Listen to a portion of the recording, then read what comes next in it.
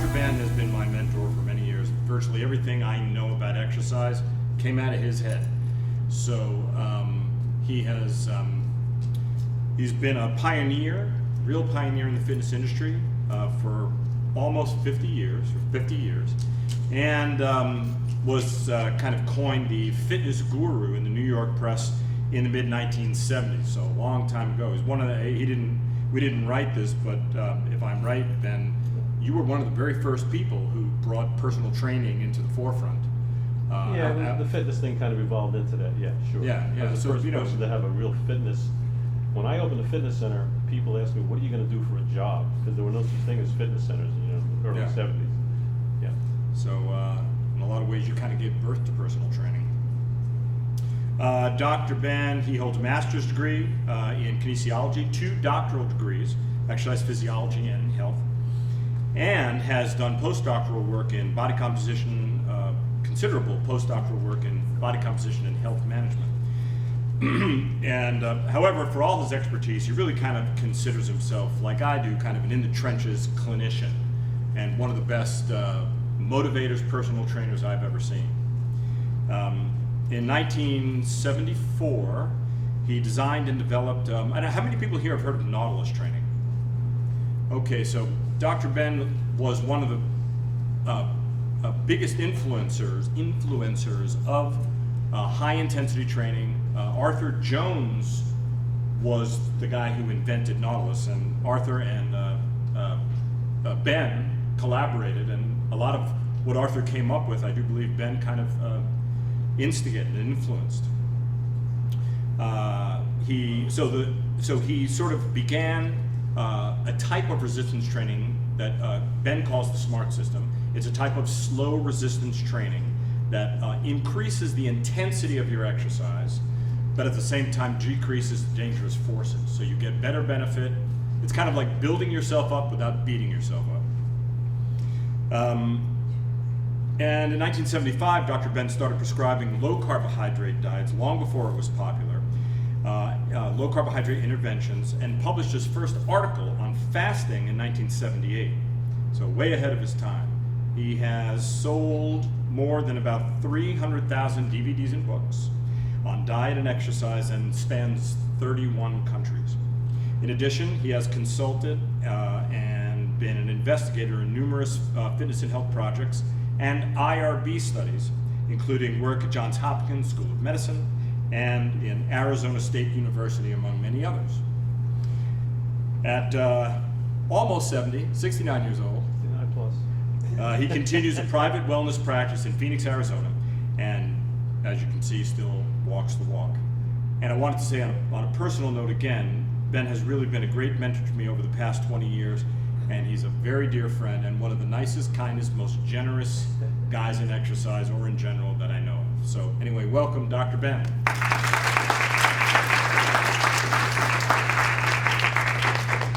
Fred, he read that just as I wrote it. That was cool. Couple of thoughts before we start. For those practitioners in this field, I think this is a great time for us to be doing this. I mean, I've been doing this for a long time, and I did start, or I was one of the pioneers in the low-carb movement and in the high-intensity interval training movement, way ahead of when it became popular. So my question is, where the hell have your people been all these years? But I think you're really lucky. This is a great fertile time for us to be in this industry. And speaking of luck, I have to interject a couple of jokes. I have to do it. Okay, this guy's sitting in a bar, and this beautiful redhead sits next to him. And he's just trying to work up the gumption to talk to her. But he can't, she's too beautiful. Next thing you know, she sneezes, and her eye pops out. Reflexively, he catches the eye. He gives it to her, she puts it back in. She goes, "Thank you so much. You saved me so much embarrassment." She said, "You know, I'd like to buy you dinner and drinks because you just saved me." He said, "Great." He thought he died and went to heaven, you know. So they go to dinner. They're hitting it off so well. She says, "You know, we're hitting it off so well. Maybe you come back and spend the night, and I'll make you a gourmet breakfast in the morning." And he says, "Oh my God, this is too good to be true." Next morning he gets up, she's making him a gourmet breakfast. They had a great night together. And he says to her, "I got to tell you, you're the most amazing woman I've ever met in my life. Do you treat all men like this?" And she goes, No, but you." You caught my eye.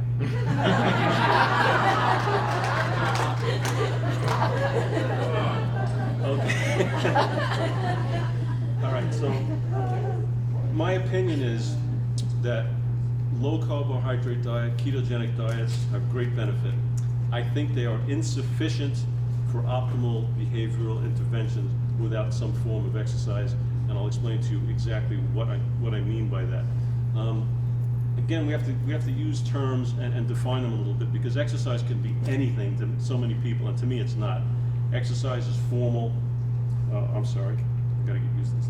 Exercise is a formal, planned activity. It's intended, designed, specifically directed, and it's health related.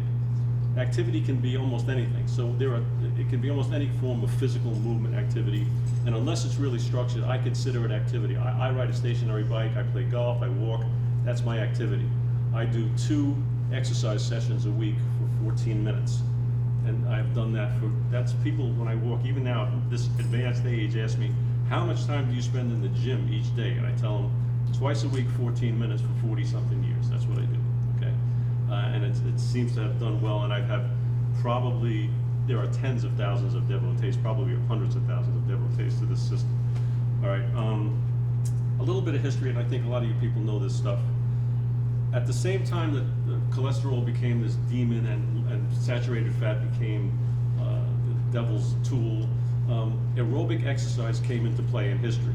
Dr. Cooper, and aerobics was going to be the steed that we all rode to be cardiac protected and have incredible coronary health and no risk of heart attack. I think he even said that if you could run a marathon, you'd never have a heart attack, which was dispelled by a couple of guys that died at the end of a marathon in New York, I think. So that didn't work out. The plan obviously didn't work. The science involved, just like if any of you guys honestly know, the nutrition science and how we got to have to swallow this stuff that they give us was poor, and so is the exercise. The exercise science to this day is terrible. It's just not good science. As you know, Gary Taubes would say, this is more religion than science. Oh, I'm sorry. Is this mic not picking me up, or am I not picking up? Okay. All right, I'll get you. The 2 most powerful, behavior is the critical influence in what we can do. Genetically, we have a predisposition, kind of, but behavior is what we can do to change our future, our destiny. 2 most powerful behaviors, diet and exercise, okay, without a doubt. What's the best, so people say, what's the best of each? The best eating choice is low-carb diets, okay, and there's a number of reasons that it makes good science and good sense. And the best exercise choice is high-intensity exercise.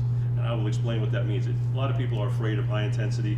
I've got 87-year-old diabetic heart patients and clients that can do high intensity. It's all relative. What's high intensity for her is not high intensity for my gold medal world record holder that I train, okay? So understand that. I'll explain that to you. So the critical influences are these 2 behaviors: safe, effective, scientific, and universally applicable. I can use this program for 5-year-old kids, for obese 90-year-olds, elite athletes, people who want to lose weight. It's universally applicable. High intensity exercise, what does it mean? Again, the literature is just, even my revered colleagues, Finney and Volek, I don't think have the same concept of high intensity exercise that I do. They train elite endurance cyclists. But I can tell you that doing a high intensity exercise, the way we do it, like Fred and I do it, probably takes about 90 seconds for each muscle group. And if you're doing something for 30 minutes or 40 minutes or 50 minutes, it ain't high intensity. It can't be. You cannot sustain high intensity for that length of time. Now, it can be difficult, it can be hard, but it was not high intensity, and I'll explain the definition of that. So I've kind of used high intensity exercise and low carb eating as my plan very effectively. And Gary Taubes knows me. I mean, some of your guys that are talking to you today, the guys that are the heroes that Andreas put up, will call good old Dr. Ben and say, Dr. Ben, I got somebody that can't lose weight, what should I do? Or email me and say, my wife just, I don't know what's going on. So they'll ask me what to do, and they hold me in that kind of esteem, which is kind of fun. The synergy, the common pathways. Anybody, I'm sure a lot of you know about Jason Fung, okay? Intermittent fasting is a big word in the lexicon now, okay? Intermittent fasting. I wrote my first article, by the way, I think Freddie said, in 1978 about fasting. I've been applying it for, how many, 40-something years, okay? So he says that among the benefits of fasting, increased insulin sensitivity, human growth hormone production, and adrenaline release. Okay, these are all metabolic instigators of fat burning. Okay, so we all agree to that. But there are volumes of literature that indicate that high intensity exercise does those things, instigates those metabolic pathways in spades. Okay, and we can do blood tests and do everything else. But if that's what we're trying to do with intermittent fasting, and I think that's agreeable, what we are, then we can magnify. Is this thing flicking on you guys or just me? That's not flashing, is it? No. Okay, this one is, okay. I just want to make sure. So understand that, again, we're trying to induce metabolic pathways that burn fat, that secure muscle, that stimulate the global system, the cardiovascular system, the respiratory system, the endocrine system, the skeletal system, stimulate them to a healthy status. And if we're trying to do that, then we have to, I think, apply all the behaviors, or the behaviors that are most prudent to derive those benefits. And high intensity exercise is one of them. Here's a couple of what are called famous Dr. Ben-isms. Those of you know about resistance training, the standard formula is 3 sets of 10 repetitions for an exercise. And I used to go to these conferences, and I remember being the youngest guy talking at a conference, not the oldest, and guys would say 3 sets of 10, and the last 3 repetitions of the third set are the ones that really count. So I would raise my hand, being a wise guy from New York, I would say, well, if the last 3 are the ones that count, what do you do the first 27 for? Okay, I mean, I'm confused. I'm not a bright guy, and I want to know why do we do it this way. But my point was, my system, I want to do the last 3 repetitions first, when I'm the freshest, the strongest, most capable of instigating a threshold level of response. Does that make sense? Okay, so I don't care about the first 27. I want bang for my buck. I want to make sure what I do produces something that I'm looking for. There are standard protocols that say 85% of maximal repetition is the weight you should use. Well, if anybody knows anything about human performance, 1 week a guy sets a world's record in a 100-yard dash. The next week he comes in 5th. So this is a variable. Human performance, even in an exercise protocol, varies. I don't know how I can portend to know that 85% today is going to be, and first of all, what's 100%? How did you measure that? So if I don't know what 100% is, and I'm sure most people don't have an accurate idea of that, how do I know what 85% of that is? Okay, so to me that's ridiculous kind of a set of parameters. So when we exercise, we try to work to what we call muscle failure. So we choose a resistance that's appropriate, and in a certain length of time, usually between 45 and 90 seconds, that muscle reaches what we call muscle failure. We can't perform another good repetition in good form, okay? That's cool. And most people say, well, most people stop when it starts to become difficult and they want to do one more set. Does people know what I mean by sets and repetitions? Okay, most do, okay. So my thought is not one more set after you rest, but one more rep before you need to rest. That's the one that's critical. That's the one that makes your body say, hey, this is something I'm not used to. I have to adapt, hopefully upwardly. I also tell people muscles can't count. And if you come, we're going to have a setup in the back starting Saturday afternoon and all day Sunday, and show you what exactly we mean by slow resistance training. Just for an example, if I do a repetition, say with a simple curl, and the standard protocol is 1 second up, 1 second down, okay? That's cool. But if I do it this way, where it takes me 10 or 12 seconds up, 15 seconds down, okay? Now I have done 27 seconds of exercise as opposed to 2. And on the way down, I didn't let gravity take me down. I had muscle response, muscle resistance working for me. So it's a geometrically progressive kind of an issue. So, and 3 of these reps takes a lot more out of you and taxes your system much more than 30 of these reps. Okay, so a rep is not a rep. 3 sets of 10, and I say muscles can't count. They wouldn't know if you did 2 or 10 or 20. They know tension and they know time under load. There's another issue, if some of you guys are more into people, sorry, the guy thing. If some of you people are more into resistance training, there's a thing called muscle confusion, which say, well, your muscles, if you do different stuff, your muscles respond. That in itself is idiocy. Okay, people ask me, how often do you change your workout? And I say, I haven't changed it in 50 years. They say, really? I said, no, because I have the same muscles with the same functions that I had 50 years ago, And if you take this to failure, by definition, it's new. If it wasn't novel, if failure wasn't novel, I wouldn't have failed. I could sustain it. So every time you work out, if you take this muscle group and this exercise to failure, it's new. It's a new experience. Heavy weights. We use the appropriate weight, okay? I don't care if it's 10 pounds or 1,000 pounds, depends on the muscle, depends on the person, depends on leverage, there's so many variables. But it should be the weight that gets us to this muscle failure in an allotted length of time, somewhere between 45 and 90 seconds.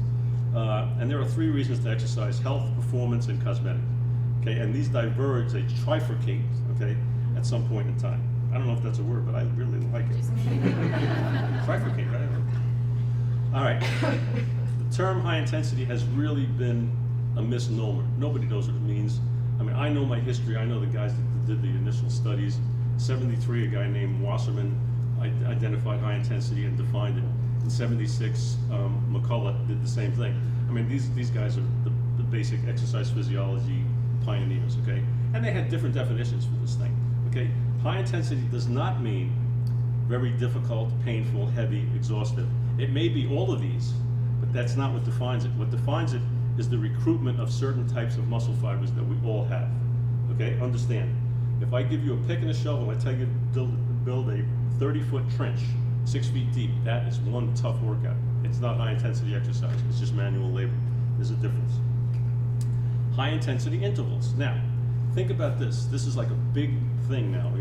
Interval training is really good for you, okay? If it's high intensity, if it's really high intensity, it has to be intervals. If it's really high intensity, you can't sustain it by the very fact that it's high intensity, and your muscles cannot sustain that. So you have to take intervals. So the intervals that we take, and I take in my system, is instead of getting on a treadmill and sprinting for 60 seconds and then walking, sprinting and walking, where I'm working the same muscles every time, I take different exercises and I do front of my legs, then the back of my legs, then my upper back. Those are my intervals, and I can go through that. And once you get in good condition, I can take an elite athlete and in 15 minutes work his entire body to the point of real failure, okay? And then recovery becomes an issue. And the literature now shows in the last maybe 8-10 years that high intensity exercise is much more beneficial for health purposes, even cardiovascular function, okay? This is my next slide. This is my whole deal right here, okay? If you know this, I've taught this in medical school, okay? If you know this chart, know what it means, and know repercussions, you know exercise physiology, okay? Here's the simple deal on this. Oh, what did I do? Okay, sorry. I'm looking for my pointer. What the heck? Sorry. All right, never mind. Okay. When we do low-level exercise, we use this type 1 muscle fibers. They have high endurance, okay, and they have low strength levels.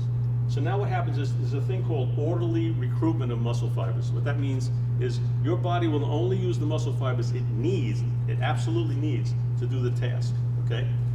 So say we start to walk at type 1 muscle fibers, and we want to walk a little faster up a hill. Then we may instigate type 2.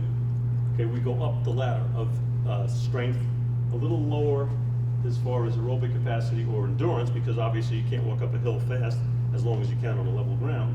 If we want to start jogging and running a little bit, maybe picking it up, then we get into the type 2.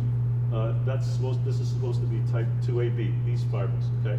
Now, what we are trying to do, my philosophy is we're trying to get to these type 2B fibers.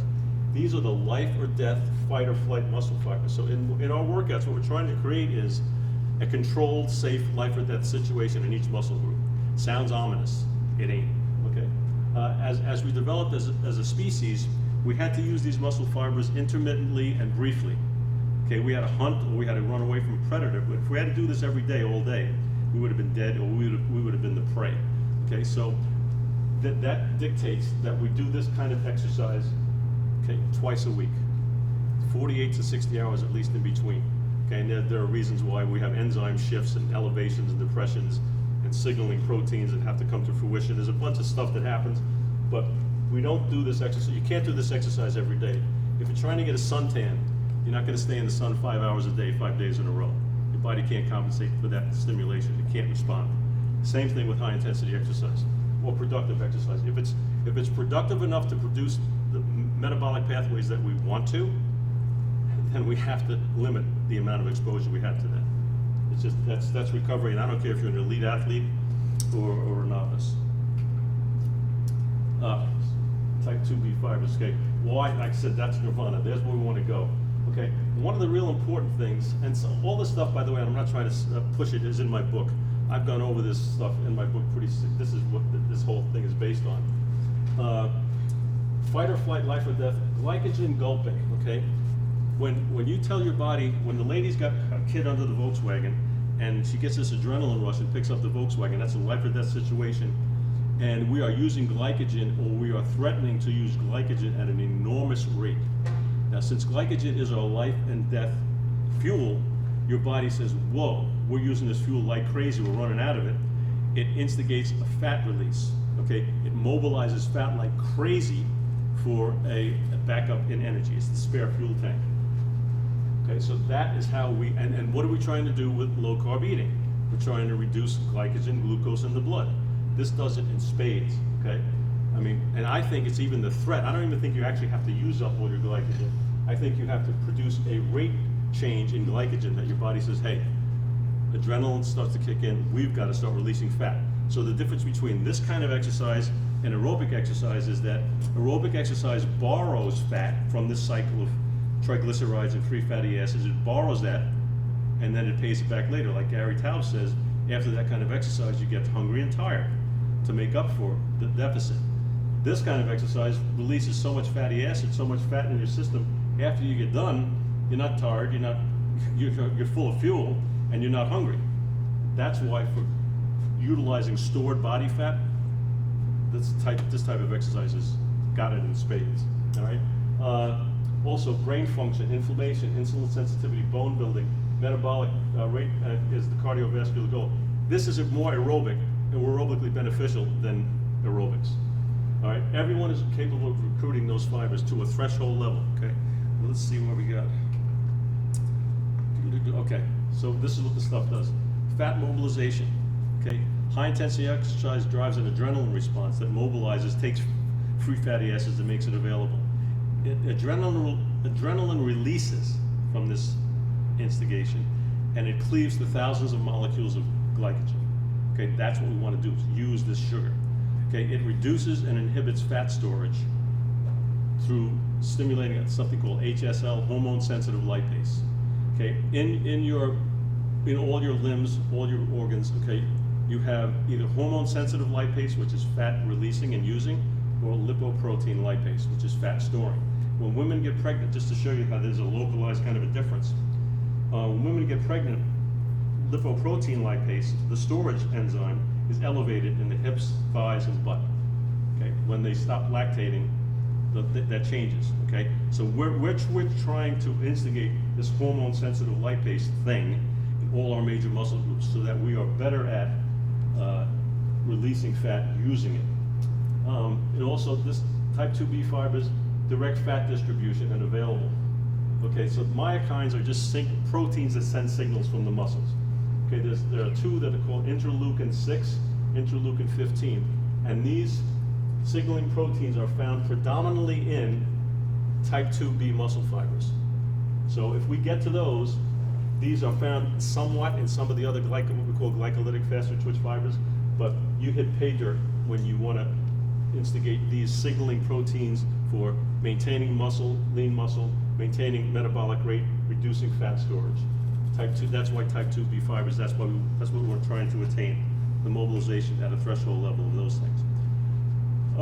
True value of diet and exercise lies in the metabolic effect. In other words, we do this mechanical stuff, we move, we do exercise because we want to instigate metabolic chemical responses. It's the same reason that you eat. I mean, if you eat a certain way, you want to instigate certain pathways that are beneficial, healthful. Okay, that's why we do it. A brief, infrequent dosage applies to this kind of exercise.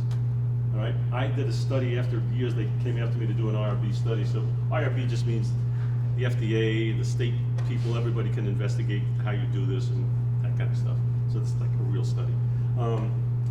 I did a study in 2006, and we had a group that did twice a week, 15-minute high-intensity training, and another group that did 2 hours, average 2 hours and 30 minutes of cardiovascular training. what we call target range cardiovascular, okay? At the end of that, it was a 12-week study, I believe. The results were just phenomenal. If anybody knows what VO2 max is supposed to be the gold standard of how your heart functions and how capable it is of exchanging oxygen. It's not that, by the way. It's actually a muscle test, but let's not get into that. It's a little too deep. But the VO2 max from the cardiovascular improvement was 3 times greater in the group that trained twice a week for 15 minutes as opposed to the group that did cardio exercise, aerobic exercise for 2 hours and 30 minutes a week across the board. Body fat loss was no comparison. That group lost actually it was that was a 5-week study. In 5 weeks, the average person lost 12 pounds of body fat and gained 10 pounds of lean tissue, which nobody could believe. And we did it across the board, and I've done that in my clinical studies. That probably is about an average.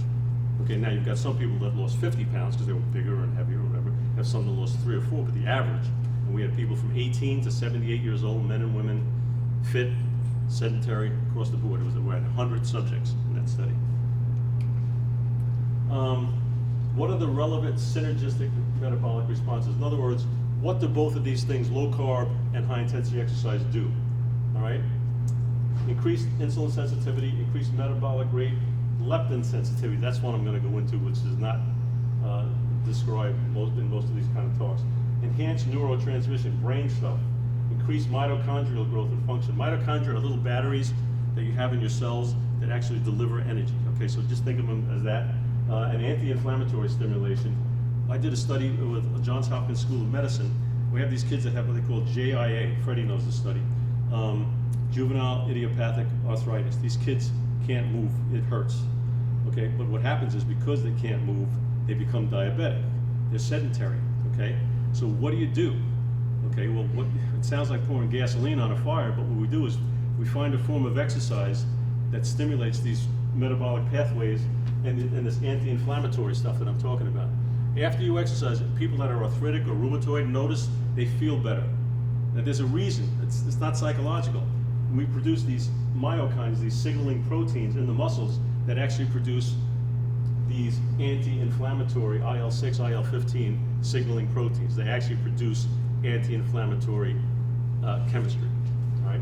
And you have local, global, and central effects. So global and central is the same thing. So when we exercise locally. But what we're trying to do with this local exercise, whatever muscle it might be, is to induce the support of the global system, the cardiovascular system, the respiratory system, the skeletal system, the endocrine system. So they all respond to muscle action. One of my big things when I teach physiology is that the muscle system is very underrated. If we can work, my specialty is working through the muscle system to provide health, improve performance, okay, and cosmetically, the benefits happen. Okay. Synergy and diet. This thing is flashing on me. I'm sorry. It's giving me diet and exercise. What are the things that they both do? Insulin sensitivity. Where are most of our insulin receptors? In our skeletal muscles. If we improve the health, the mitochondrial function, the energy delivery in our skeletal muscles, we increase insulin sensitivity across the board. You have doctors here that are speaking, that have sent me patients that are really good. They're on ketogenic diets. They do really well. They're diabetic. They have high insulin levels, okay? Can't get them going. Can't get them down. I start them on program in 2 weeks of high intensity exercise. Comes down, okay? So through the muscle system, we can induce a lot of the stuff that we're trying to accomplish with our low carb ketogenic diets. It enhances insulin sensitivity. Reducing carbs does the same thing. The mitochondrial function I was telling you about. Mitochondria are little batteries. How do you get more mitochondria or more energy from the mitochondria? You demand more energy. You demand energy at a higher rate, so I need a higher volt battery, or you demand it longer, so I need more wattage, okay? But that's how you make mitochondria grow. And if you guys read anything about brain function, about health, vascular health, mitochondria, these little batteries are real important. There's nothing that escalates that function more than high intensity because it demands that we have more energy. They simply respond to higher energy demands. That's what I'm just talking about. Glycogen depletion. Eating and exercise. Reduce carb eating, you deplete glycogen, you lower glycogen. Fast twitch fiber taxation. If you remember that chart I showed you, they are glycolytic gulping, those type 2B fibers gulp up glycogen like crazy, which is great because now your body will drive sugar in the blood back into the muscles, so your blood sugar goes down, okay, which is something we're trying to do, and you can release fatty acids because now you need more energy. Both drive high volume glycogen depletion. Eating, okay. Body reacts drastically, like I explained. It's a threat. I think, again, I don't know that there have been any studies that really measure how much glycogen is depleted from the muscles. I'm not aware of any. But I think from observation for a long time that the threat of glycogen being depleted is an emergency situation for your body. And it says, listen, let's make sure we release fat as a backup fuel. And that's what we want to do. We want to use fat. Okay, here's another deal. Hunger and satiety. In my opinion, if we can't address hunger and satiety with these diet interventions, with these fat loss interventions, we're going to lose. You can't be hungry all the time. That's crazy, okay? Control glucose, you can do that through eating.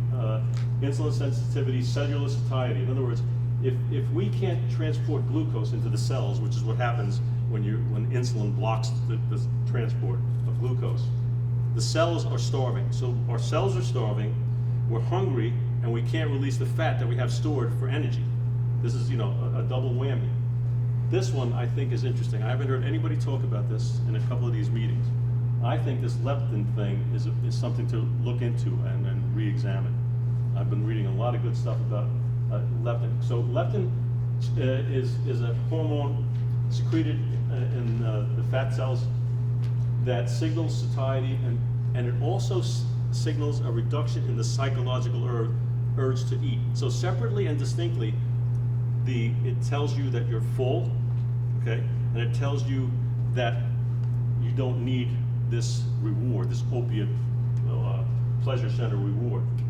Okay, here's this leptin revisited.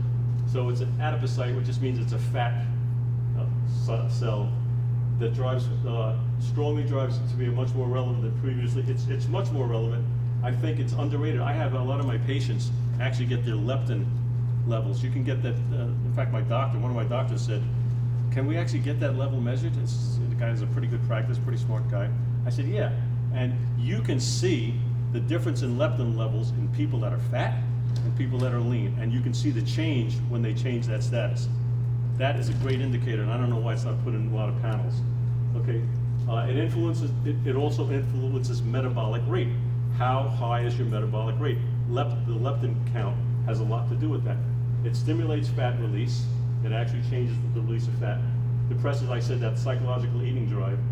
Increases brain insulin sensitivity. Now, here's an interesting thing for the science nerdy people.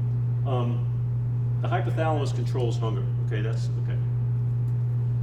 Leptin influences the hypothalamus by solidifying the signaling cell architecture. In other words, we have signals that go to our hypothalamus in the form of enzymes, proteins that tell it to turn on or off.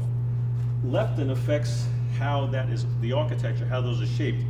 All of your amino acids and things do different things depending on the shape and how they fit. They're like locks and keys. Okay, leptin affects the locks and keys so that it opens up the influence of leptin. Okay, leptin actually influences the hypothalamus, so that leptin actually can act on it and do all these things that are beneficial. So I think that that's something that if any of you are getting workups and stuff like that, just ask your doctor, say, just, as kicks, can you measure my leptin? And then you'll see what the relative ranges are from the different labs. And if you're high, it's like insulin resistance. You become leptin resistant, just like if you had high blood sugar, okay, or high insulin levels. Your body becomes inured to it. It doesn't respond to it any longer. This is an interesting one, I think. Inflammation gets a bad rap, okay, but it's a natural occurring mechanism. I mean, the reason we have inflammation is to get rid of bad stuff. Okay, if you have, that's, episodic inflammation. If you have inflammation on a chronic level, it's tough for your body to compensate. It's going to be degenerative. Controlled inflammation instigates anti-inflammatory responses. Okay, so if we cause a little inflammation when we exercise, which is what we do, okay, we disrupt homeostasis a little bit. We disrupt that milieu. If we can do that and we can control the inflammation, what does the body do when we have local inflammation? It produces the fire department, an anti-inflammatory response. That's what we're trying to do. So the type 2B fibers, like I told you, drive those anti-inflammatory responses in spades. IL-6, IL-15. This IL-15 was nicknamed the Arnold myokine because they said it increases muscle and it decreases fat, just like Arnold. Arnold, you know. Okay, so what's the dosage? How much of this inflammation? How often? How much? Brief, intermittent, and high intensity. Okay. Okay. Behavioral absolutes. This is something I think that's interesting. When I talk about threshold, and maybe I'm coming to threshold next. I don't think I did that yet. Anyway, we talk about reaching thresholds. The threshold is a point at which we have an incontrovertible mechanism occurring. Can't go back. So I describe it, and I'm going into a slide that's coming up, but don't worry about it. If we have a rock on the edge of a sheer cliff and we push it, at some point it's going to fall. Once it starts to fall, I've reached threshold. Now I don't need to reach threshold anymore. Threshold is threshold. So when we're exercising and when we're dieting, once we reach threshold and we instigate the responses that we are looking for, that's it. In other words, 2 carbs is no better than 20 or 40 for some people. But 100 carbs is probably not threshold for anybody. So just as we have 20 or 40 carbs, in a diet, let's just use some numbers, and those are pretty decent numbers. Okay, that's the threshold for getting into ketosis. Okay, that's the threshold almost universally. Going from 400 grams of carb to 200 does not meet the threshold. It ain't gonna happen. Okay, is it better? I guess so, but it's not the threshold for what we're trying to produce. Doing exercise of a lower intensity more often will not reach the threshold of getting these metabolic pathways started. Okay, so threshold is really important. We've got to do both of these behaviors at a threshold level. Brain function, Alzheimer's. Okay, Alzheimer's is kind of sad, but sometimes there's some humor involved. So, Mr. McGillicuddy is in the assisted living home, a jovial guy. The nurse comes into the room and says, "Mr. McGillicuddy, why so glum today?" He said, "Sad news." So what is it? He said, "My pecker died." Excuse me? He said, "My pecker died." And the nurse says, "Gee, we'll give it my condolences." She's trying to assuage the old guy, He said, "Okay." The next day, Mr. McGillicuddy's walking down the aisle in the old age home, and he's got his robe open, and everything's dangling in the breeze, She goes, "Mr. McGillicuddy, you can't walk around like that." He says, "Why not?" She said, "It's just not proper. It's embarrassing." He said, "Well, you remember I told you yesterday my pecker died?" She said, "Yeah." He said, "Well, today's the viewing." Okay, so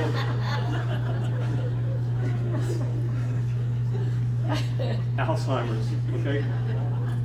In Alzheimer's disease, we have a lack of norepinephrine, adrenaline, dopamine, okay? High intensity exercise magnifies these neurotransmitters, these chemicals, okay, these chemical signalers. Norepinephrine makes the signals stronger. Dopamine makes the signals clearer, turns off the white noise, the static. In spades, again, high intensity exercise is the way to go for Alzheimer's. And you're seeing more and more of this. They're saying resistance training instead of aerobic training. Same thing with diabetes. Brain resistance to insulin is a prominent characteristic. So basically, Alzheimer's is an inability to use glucose in your brain. Something gets screwed up. It gets no energy. If you get no energy, then the neurons die. Any cell that doesn't get energy dies. Okay, it starves. Okay, leptin, satiety, and okay. This is what I was going to say. Does anybody know what IDE is in here? No? Okay, that's what I thought. And this is something that my brethren should be talking about. I'm the exercise guy, they're the diet guys. But good old Dr. Ben's going to tell you something. IDE, insulin degrading enzyme. It's an enzyme, okay? You've heard of that? Okay, insulin degrading enzyme. What does it do? It metabolizes, makes insulin go through its cycle. Secondary function of IDE is processing amyloid protein. Anybody hear of amyloid? Yeah. Okay, all right, amyloid protein accumulates and you have amyloid plaque, major component of Alzheimer's disease. So, and this is another thing I think should be measured, insulin, degrading enzyme. Okay, how do we enhance it?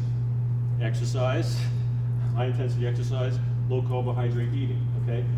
If IDE doesn't do its job, if it's inundated constantly with a high level of insulin, it's constantly warding off that. Its secondary job is to get rid of and to process amyloid plaque, amyloid protein. If it's constantly exposed to high levels of insulin, guess what happens? It can't do its secondary job. It can't get rid of amyloid protein, it can't get rid of amyloid plaque, you're screwed, okay? And nobody mentions this thing. This is, to me, you know, the young people, the research people, look into this stuff, all right? Leptin also controls thyroid function and the structure of the adipocyte, the signaling proteins that come from fat cells. Okay, so the universal prescription, what's the takeaway from all this? Resistance, not aerobic exercise. Okay. Okay, my second doctorate, it says here, the effect of exercise on long-term weight loss maintenance. If you look in the literature, try to find some studies that measure or assess long-term weight loss maintenance. Guess what? You can't find them. You know why? Almost nobody maintains weight loss for long term. That's my specialty. That's what I take pride in. Anybody can lose weight, and you know you can lose weight doing almost any damn thing that's different, okay? But long-term weight loss maintenance requires a real manipulation of metabolic factors. That's what my bailiwick is. That's what I do, okay? That's the issue. I mean, like I said, we've lost universally billions of pounds, and few have ever maintained it. And I don't think, my takeaway from all of my research into exercise and diet and weight loss is that resting metabolic rate, the RMR, will decline, will go down if you don't exercise, and exercise properly.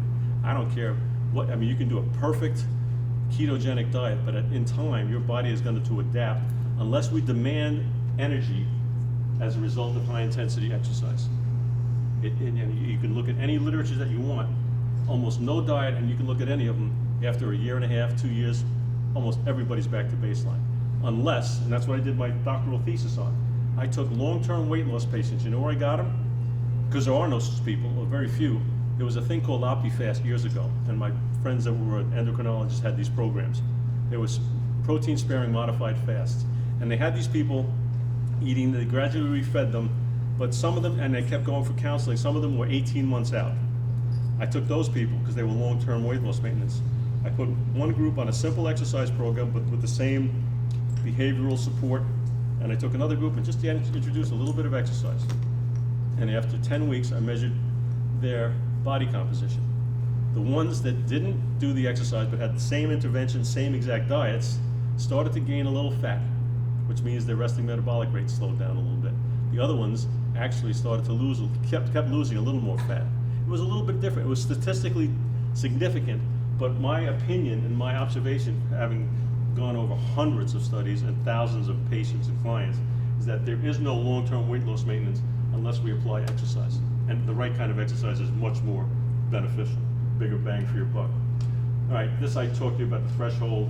So the threshold is this incontrovertible, you can't stop the threshold. Once you start it, get out of Dodge, do something else. 20 to 40 grams of carb is about what the threshold, I think that we can kind of, and everybody's, there are individual differences, not a question. High intensity exercise is mechanical failure. In other words, we can't do another repetition within a prescribed time of under load. So if you're doing this thing for 3 minutes, it's too light. If you can't do one, it's too heavy, and that's how we regulate it. I mean, there's a bunch of different metabolic inhibitory factors that I can do, but basically that's what happens, okay? So externally, that translates into what we want to have metabolically or internally. That's your cue, okay? So reach the threshold, get out of Dodge, which I think I said 7 or 8 times. Okay, did a study with diabetic patients using a low-carb diet. I gave them Gary Taub's book, original Good Calories, Bad Calories, and they answered questions. That was my, but the people that were interested did it. Here's what we met when we measured. We did blood work, we did all kinds of stuff. We decreased fasting insulin. That's another one that a lot of people still don't measure. That's important. We decreased the fasting, and these were in type 2 diabetics, all of them. Decreased A1C levels, which is not supposed to happen in 12 weeks, but we did it. Increased metabolic fat burning rate, so their oxygen consumption and their metabolic rate increased, so now they're burning more fat, and it's easier to maintain or lose body fat. Improved body composition, we added a little muscle, we decreased fat. And self-reported on the kind of behavioral reports, increased energy and attitude. They felt better when they did this stuff. And that was a 12-week simple study. I mean, no magic to that. Okay, I mentioned to you that this is more advantageous, this high-intensity exercise, than cardio, and what we consider cardio or aerobic, which are interchangeable kind of lexicon. Cardio benefit, okay, when we pump blood through the system, blood gets pumped back by the muscles that are contracting back into the heart. That's called, when it gets back to the heart, it's called end diastolic pressure. So systolic means your heart pumps, diastolic means your muscles pump, basically, your veins, okay? So end diastolic pressure is a driver of enhanced heart health. That's really what we're trying to do. That's really important.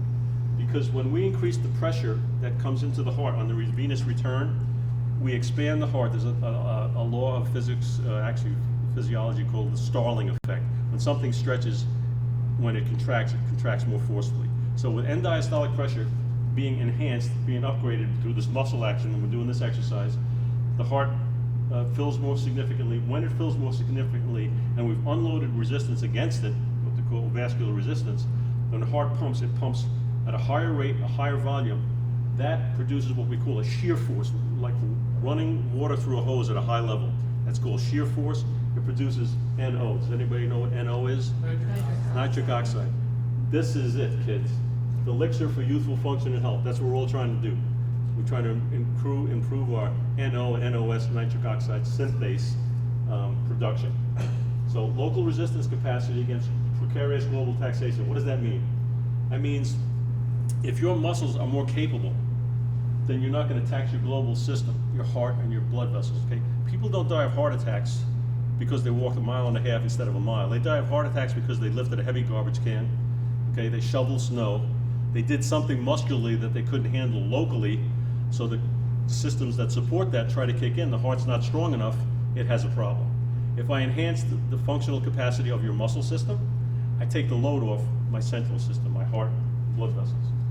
Okay, now, interestingly, aerobic metabolism, which means fat burning, literally fat burning, is most significantly and purely taxed by recovery from high intensity exercise. So the most aerobic that you will technically be ever is when you're recovering from high intensity exercise.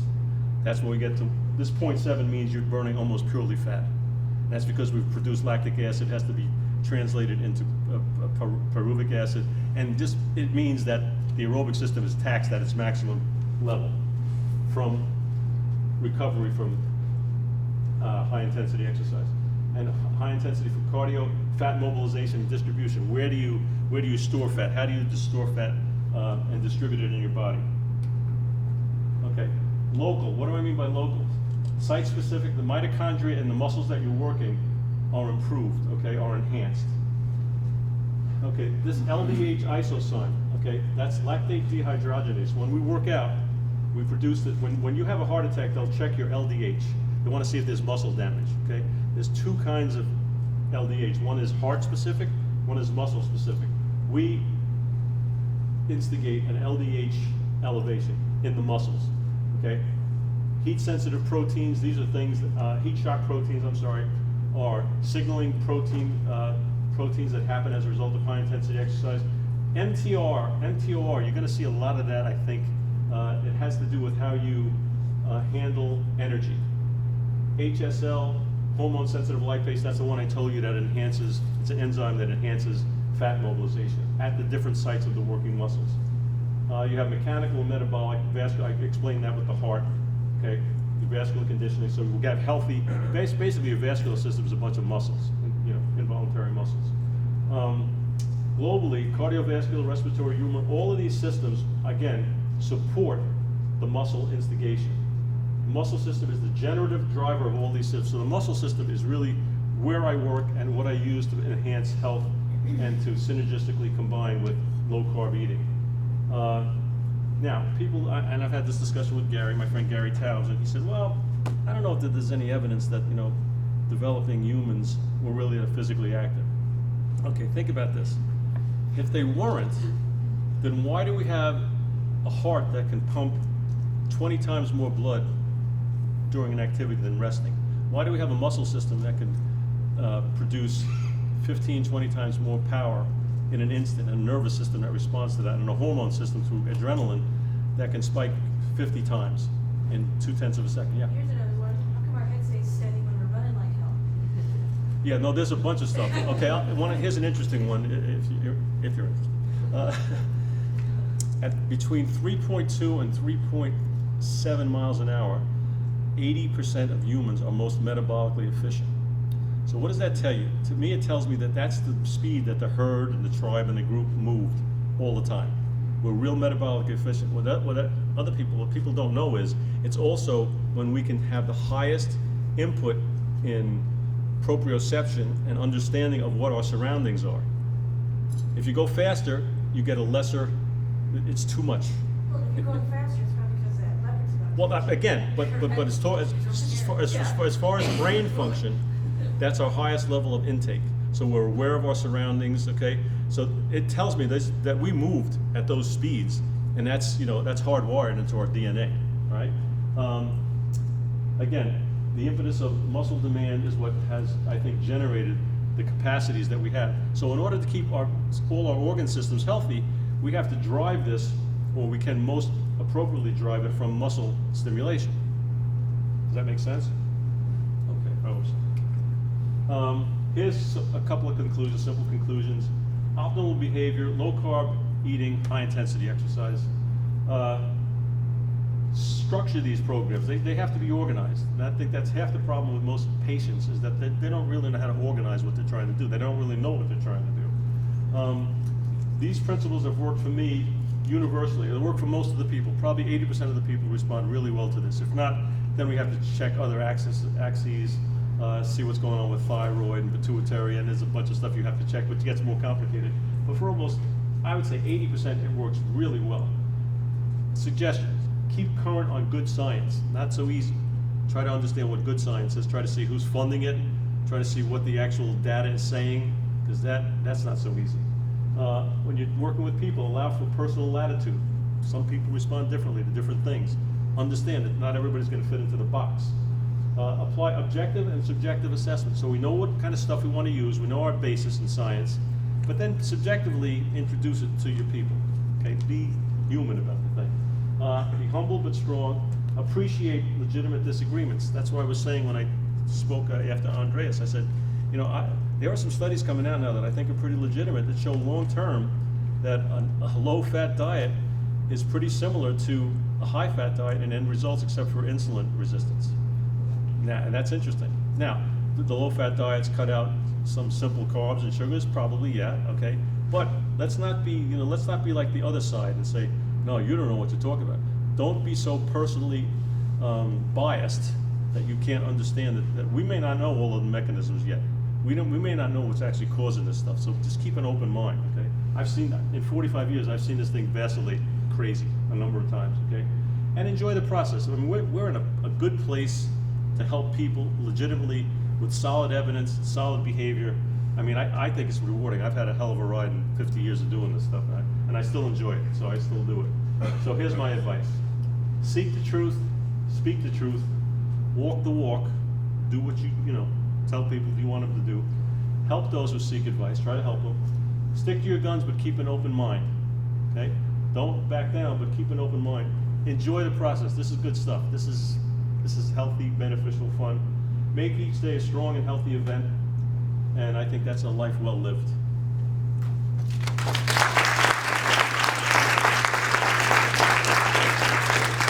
Any questions? Quick. The first one, what's your take on the blood flow restriction trend? Interesting. Could you repeat the question? Yeah, he asked me, what's the take on they call blood flow restriction, where they'll restrict blood in an area and work that. I think my sense of it is, and I've never been, no one's ever explained to me what the real mechanism. I've heard some BS explanations of what's supposed to occur. Okay, do you have a read on what's supposed to occur? I mean, to me, you're going to build up lactate. Okay, I got that. A little bit mechanically, you're restricting the release of lactic acid, so you build up lactate, which is a good thing, kind of. Okay, I don't know the real answer. I would think. Yes, go ahead. I'm sorry. Okay. So it again increases growth factors. Well, does it? Yeah. mTOR, maybe a little bit. Yeah, that's what I'm looking at mTOR. Yeah, okay, I got that. That's what it says. I haven't seen enough real evidence of that, but I understand what the idea of it is, what the hypothetical premise is. Okay, if you're asking me if I've seen the results, I'd say no, I haven't. But I can't say that I'm actually. I know what they're trying to accomplish, and I don't know that's the best way to accomplish it. And it may be the guys who obviously support it, the people that support it, you know, give you all kinds of supportive information. But you can get that supportive information for any damn thing, you know. Yeah, Freddie. I think a similar thing occurs when you train to failure. Yeah. Because you're Yeah. causing very, very powerful occlusion in the blood Yeah, flow. exactly. So if you're performing, say, 8, 10, 12 exercises and most people when they say I train to failure, they're not even close. They're like doing what Dr. Ben said. Yeah. As soon as it feels uncomfortable, like, oh, I can't do another one. And if you put a gun to their head, they could do 4 more. Yeah. But I mean, he's right. I mean, you do have, because of this congestion, because of the muscular constriction, you do have an occlusion effect, and it may be that they can derive this more directly and maybe more significantly. I don't. Am I saying I don't know? I really don't know. I haven't really tried it. I know some people that have, and kind of equivocal kind of responses. But you know, I'm not saying no if it works. And I haven't really read that much. I know about it for a number of years. I mean, maybe going back 10 or 15 years even, they've been doing this stuff. But I don't know. If you're asking me, do I suggest it? I say, jury's out. If you're getting good results from it, you're a young, strong guy. It's hard to kill a young, strong guy. You've got to hell go for it. I don't know a lot about what you teach, Dr. Ben, because it's the first time. Neither do I. I'm just faking it. I tend to really enjoy bodyweight exercises because Okay. they're free and Yeah. no excuses. You can always drop into 10 somewhere. Yeah, no, listen, you're talking about a kind of a behavioral interpretation of what's going on. I'm talking about, I'm talking about physics, anatomy. You can do Okay. push-ups to failure, no problem. Okay, but remember what I said. We want to reach failure in an allotted length of time. We can reach failure because some of the lower strata muscle fibers can't support the high intensity fibers, and I call that failing from the bottom up. Okay, now and you can achieve failure by doing manual labor. Okay, it's not productive exercise, and I hate to I was just curious. poop on anybody's parade, but yeah, no, I mean, yeah, can you do? Yeah, I know you can do wall seats and get a great. I think you can get a great lower body workout from doing them. Okay, I'm just trying to be efficient. Okay. And like Fred and I, we tend to use machines that are specifically designed for each muscle group. Now, in my book, I have bands you can do at home. I have a total gym, which we'll have in here over the weekend. You can do this with anything. You can do it with dumbbells. The principles apply. Some devices just lead to more efficiency and more safety, and I think a higher bang for your buck with fewer issues. Yeah.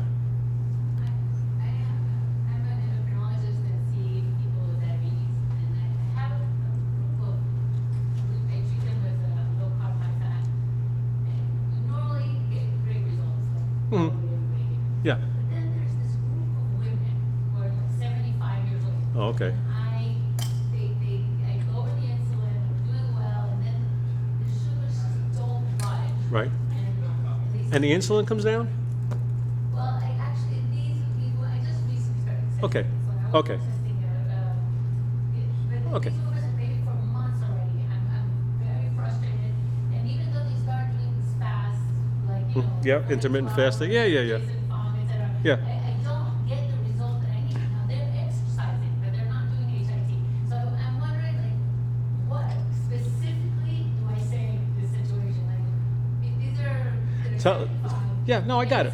Listen, I would say half of my current patients are over 70, and I could make a poster of these people, and some of them are compromised, and some of them are just fit because they've been doing it for a long time. I mean, I got some people that would knock your socks off at 70 years old, 75 years old. Yeah, but I also have people. I have people sent to me that are referred to me that are 75 pounds overweight, diabetic, and have had pacemakers and angioplasty. Yeah. I mean, Alice. Okay, you know who I'm talking about. I mean, and I get them sent to me all the time.